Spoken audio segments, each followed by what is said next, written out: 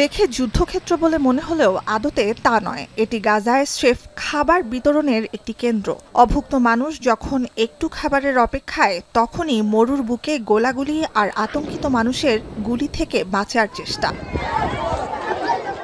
এটি উপত্যকার 4টি ত্রাণ কেন্দ্রের একটি, যা পরিচালনা করছে তথাকথিত গাজা হিউম্যানিটারিয়ান ফাউন্ডেশন GHF। গাজার স্বাধীনতাকামী সশস্ত্র গোষ্ঠী হামাসের হাতে ত্রাণ পৌঁছানো রুখতে ইসরায়েল ও যুক্তরাষ্ট্রের যৌথ উদ্যোগ এই GHF, যে উদ্যোগ থেকে বেরিয়ে গেছে জাতিসংঘ। বিবিসির এই ভিডিওটিতে গুলি করতে দেখা যাচ্ছে GHF এর সশস্ত্র নিরাপত্তারক্ষীদের। এই ভিডিওটি ধারণ করেন এক মার্কিন সেনা, যিনি বাহিনী থেকে অবসর নেয়ার পর গাজায় এ অভিযানে অংশ নেন। ইসরায়েলি সেনা আর নিজের মার্কিন সহকর্মীদের গুলি চালিয়ে নিরস্ত্র মানুষকে হত্যা করতে দেখে দায়িত্ব থেকে অব্যাহতি নেন তিনি।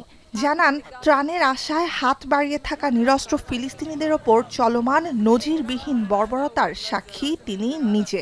Israeli Defense Forces firing a main gun tank round from the Merkava tank into a crowd of people, destroying a car of civilians that were simply driving away from the site.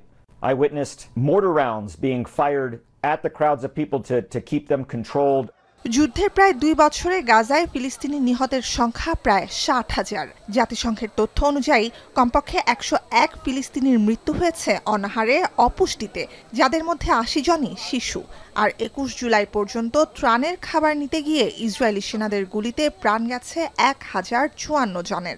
My professional opinion of how the sites were established was what I would describe as amateur, inexperienced, untrained, no idea of how to conduct operations of this magnitude. That would be my most benign assessment. In my most frank assessment, I would say that they're criminal. In my entire career have I never witnessed the level of brutality and use of indiscriminate and unnecessary force against a civilian population, an unarmed, starving population. I've never witnessed that in all of the places I've been deployed to war until I was in Gaza at the hands of the IDF and US contractors. গাজায় সীমাহীন যুদ্ধাপরাধের দামামা সারা বিশ্বে বেজে চললেও কোনোভাবেই তা মানতে রাজি নয় ইসরায়েলি দখলদাররা। ইসরায়েলের ঘনিষ্ঠতম দেশ যুক্তরাষ্ট্রের এই সেনা কর্মকর্তা যখন ঘটনাস্থলে উপস্থিত থেকে একই অভিযোগ করেন, তখন কিভাবে সাফাই গাইবে যুদ্ধবাজ দেশটি? Without question, I witnessed war crimes. I witnessed war crimes being held